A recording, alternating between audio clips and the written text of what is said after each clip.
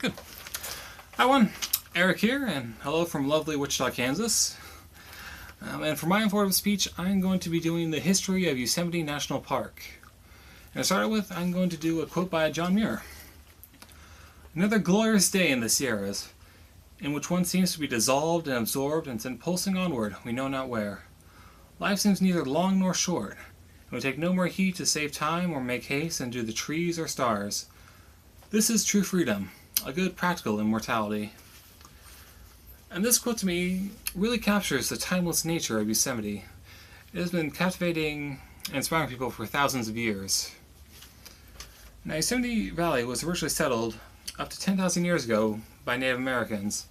They were originally hunter-gatherers, and in particular depended on the acorn crop, which they would grind into flour using pustules and bowl-shaped depressions and boulders, which can actually still be seen today. This continued through the ages until about the mid-1800s, when the first European settlers came along. They were so entranced by Yosemite's beauty that they sent word back, and it was in 1855 when the first tourists started showing up.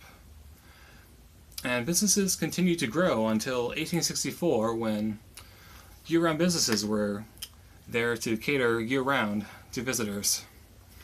Now, while many saw this influx of commerce as a good thing, others weren't entirely convinced. One such man was Galen Clark, who was very concerned about the deforestation of the giant sequoias. Now, for those that don't know, the giant sequoias are the most enormous organism on the planet, with trunks that can be over 20 feet in diameter and bark over 6 feet thick. And it is a rather good thing that Galen Clark wanted to protect these trees, as they usually do make terrible lumber. When they are felled, the trunks have a tendency to crack, which makes them useless for boards. So, unfortunately, they usually ended up more as mulch or toothpicks. So, while Galen Clark originally only wanted to save Mariposa Grove, his campaign eventually expanded to include the entirety of Yosemite Valley. And thankfully, his campaign was successful. In 1864, President Abraham Lincoln signed the Yosemite Grant Act,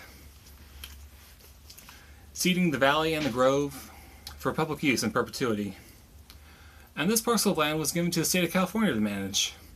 It's interesting to note that while Yellowstone was the first national park, Yosemite was the first land set aside for public use.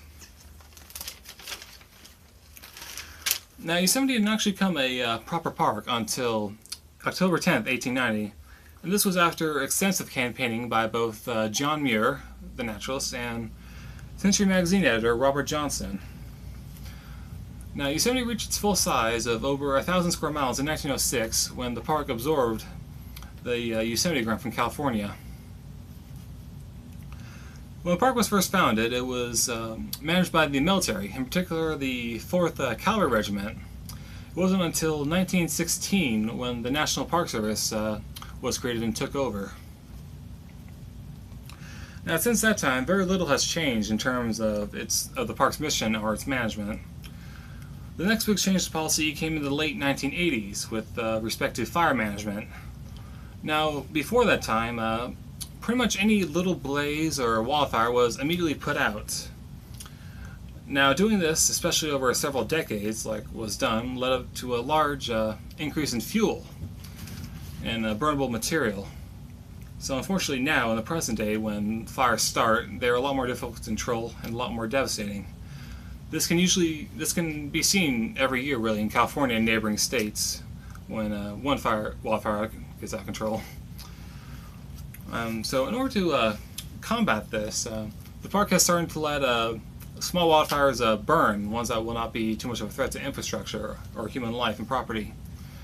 And they're also increasing the amount of controlled burns they do, or where they will actually intentionally set an area on fire in order to reduce fuels and promote new growth. And this brings us into the present.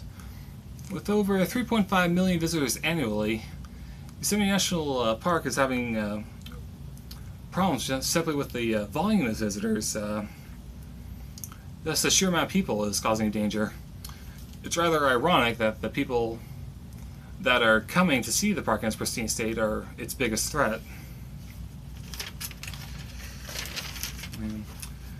And this problem and others like it are what Yosemite National Park must face in its mission today to protect itself from future generations. In conclusion, Yosemite National Park or Yosemite Valley, I should say, has been enjoyed and inhabited by people for thousands of years. It's important to understand that the actions of a relatively small group of people and conservationists were the ones that were able to protect it and allow it to become one of the crown jewels of the national park system today. As part of our national heritage, it is imperative that we keep its legacy alive and help preserve it for future generations. Thank you.